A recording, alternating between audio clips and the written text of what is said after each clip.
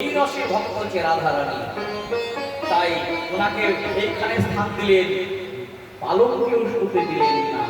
রাধারানী বললি আর কি করে জানিস? আর কি করে শুন।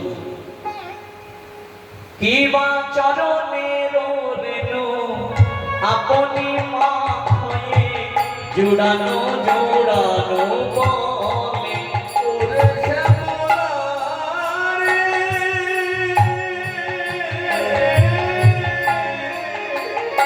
বধু আমার কি করে জানে,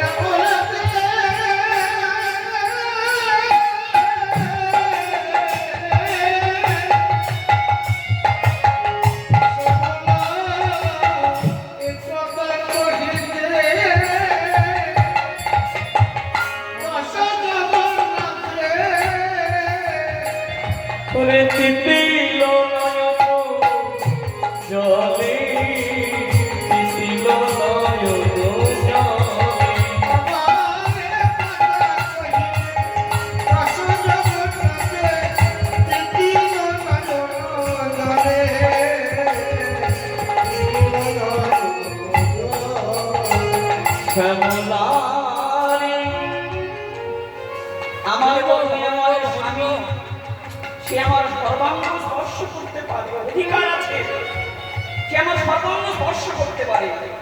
কিন্তু সতী সাধ্বী স্ত্রী যদি হয় তাহলে দুটো অঙ্গ কিন্তু স্পর্শ করতে দেবে না স্বামীকে।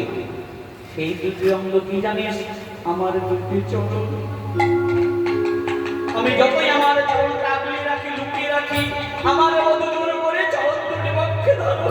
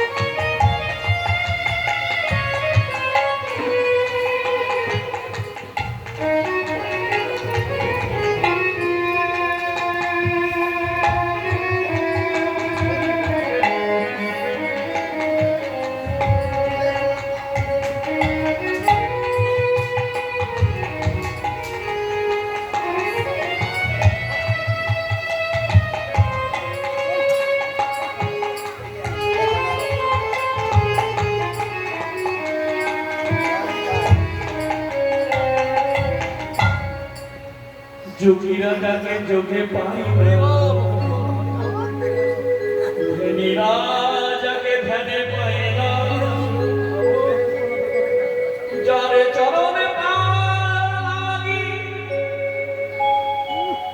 কত ভক্ত নয়ন জলে ভেসে ভেসে কৃষ্ণ নাম জপ করছে, সে আমার বধূ আমার চরণ ধরে কাঁদছে। কেন? ভগবান এই লীলার মধ্যে দিয়ে বোঝাতে চাইছে, যারা কৃষ্ণ বলে কাঁদে, যেজন কৃষ্ণ বলে কাঁদে আমিও তার জন্য কাঁদি, যে আমার চরণ পাওয়ার জন্য চেষ্টা করে আমিও তার চরণ ধরে কাঁদি। শাস্ত্রীটাই বললেন, কি বললেন? যে যথামাং প্রপদ্যন্তে স্তাং তথৈব ভজাম্যহম। কি একটি সংস্কৃত শ্লোকটা বললেন, যে যেতানং প্রপদ্যন্তে স্থান তথৈব ভজন্তঃ, যেজন আমাকে যেমন ভাবে ভজন করে আমি অনুরূপ ভাবে তাকে ওইরূপ ভাবে ভজন করি। আর যেজন আমাকে ভজন করে তার কি হয়? অনন্য চিন্তান্তমাং যেজনা পর্যুপাসতে তেষাং নিত্যাবে যুক্তানাং জগৎসৈম বহম্মহ। যেজন আমাকে ভজনা করে আমি তাকে কৃপা করি। নিতাই গৌর হরি বল, হরি বল। তাই আমি যতই মানা করি না কেন, গোবিন্দ জোর করে আমার চরণ দুটি পক্ষে ধারণ করে আর চরণের ধারে ধারে কৃষ্ণ নাম লিখে দেয়। কেন না, গোবিন্দ এই জায়গায় প্রমাণ করছে আমা হইতে আমার নাম বড়, তাই ভক্তের চরণে রাম নাম লিখে দিলাম। আর ভক্তের চরণ ধরলাম কেন? নাম হইতে আমার ভক্ত বড়।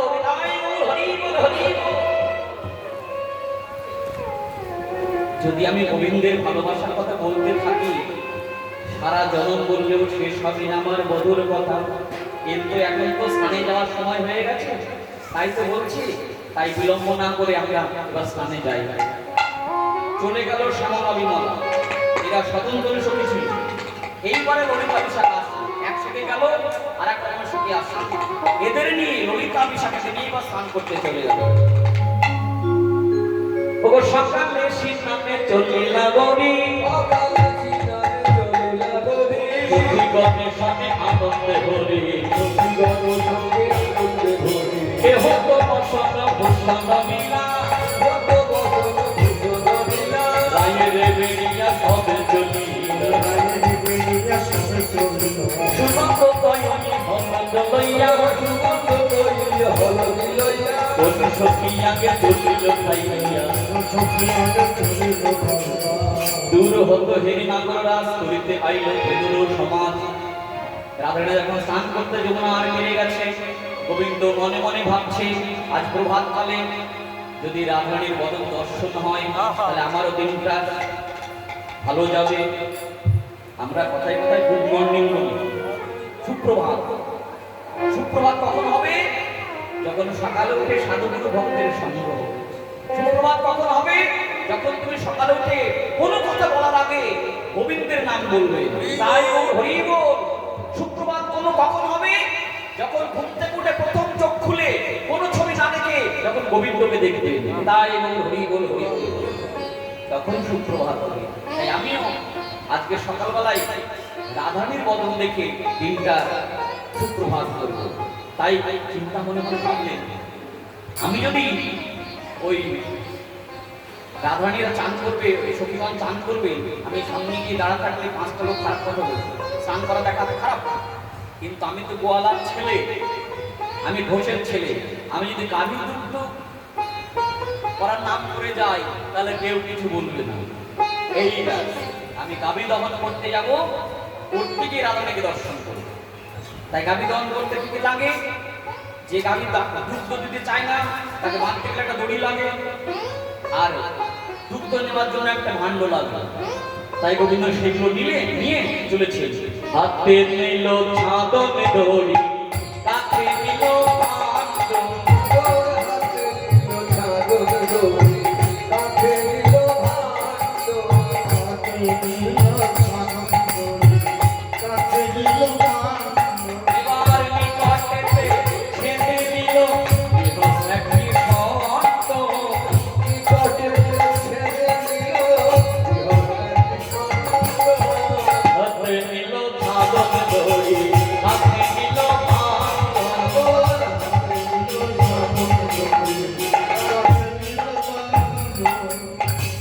ভাণ্ড নিয়ে চলেছে। গিয়ে এবার রাধারানী স্নান করতে যাবে, নামবে। সেই সময় গোবিন্দ দেখছে রাধারানীর দিকে তাকিয়ে আছে। এবার দেখবো তার আমি গোবি তো খারাপ করবে, মানে গাভী দহন করবে। ভালো করে একটা ধবলিকে বাছন করেছে, ধবলি একটা গায়ে গুলি, তার সামনে গিয়ে ভাণ্ডটা নিয়ে বসেছে, গাভী দহন করবে। এবার একটা ষাঁড় চিন্তা করছে যে গোবিন্দের সামনে দাঁড়িয়ে আছে একটা গাভী, তাহলে গোবিন্দর কি পাবে? গাভী পাবে। আমি ষাঁড় হয়েছে বলে পাবো না, তা তো হতে পারে না। ওই ষাঁড় কি করেছে, ওই ষাঁড় গিয়ে ওই গাভীর পেছনে একটা ধাক্কা দিয়েছে, আর গাভী দোষ করে পালিয়ে গেছে। ষাঁড়টা গোবিন্দের সামনে দাঁড়িয়ে আছে। এদিকে এত কিছু ঘটে গেছে, গোবিন্দ দেখেনি কেন, গোবিন্দের নয়ন আছে রাধারানীর ওদিকে। এবার রাধারানীর সতীগণ দেখছে যে গোবিন্দ ষাঁড়ের সামনে ভাণ্ড নিয়ে গাভী দহন করে দাঁড়িয়ে আছে। দৃশ্যটা কেমন লাগে? রাধারানীর সখীগণ হাসছে, ও রাধে। হরে কৃষ্ণ। মধুসূদন গাইন মহাশয়, আপনার আসন 8:30 থেকে, আপনি অতি অবশ্যই আসনে চলে আসুন। হরে কৃষ্ণ। রাধে ওই দেখ, ওর বধুর কাণ্ড দেখ। হ্যাঁ, গাভী দহন করবে, ও ষাঁড়কে দহন করবে নাকি? ষাঁড় দাঁড়িয়ে আছে, ওই দেখ, তাকিয়ে দেখ। ও ষণ্ড ছাদন দিচ্ছে কেন, দহন করবে নাকি?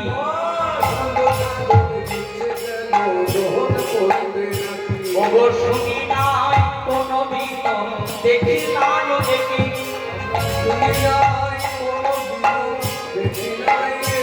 ওর ষাঁড়ে কি দুধ দেয়, ষণ্ড ছাদন দেবে কেন, ষাঁড়ে কি দুধ দেয়? একবার বদন ভরে হরি বলো,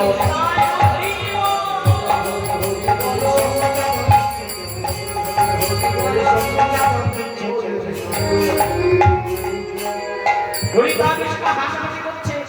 যেই হাসাহাসি শুরু করেছে, গোবিন্দ বলতে কি আমাকে দেখে হাসা, আমি গাভী দহন করতে পারি না, তাহলে দেখো পারি কিনা। এই বলে যে হাত ধরিয়েছে, নাই তো পাবে কোথায়, কিন্তু ষণ্ড পদে সুর লেগেছে। যেই লেগেছে একটা লাথি মেরেছে, গোবিন্দ উল্টিয়ে পড়ে গেছে। যেই পড়ে গেছে, রাধারানী বলছে আমায় ছেড়ে দে, ওই দেখ আমার কৃষ্ণধন ধুলায় লুকিয়ে যায়, আমি তাকে ধরি। রাধারানী ছুটতে ছুটতে গোবিন্দকে এসে কোলে তুলে নিয়েছে।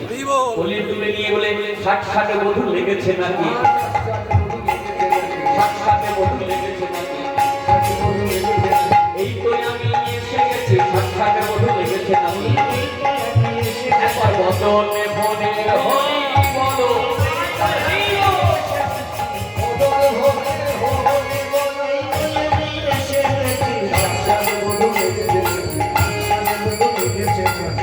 রাধা কৃষ্ণ দোহার হইল মিলন,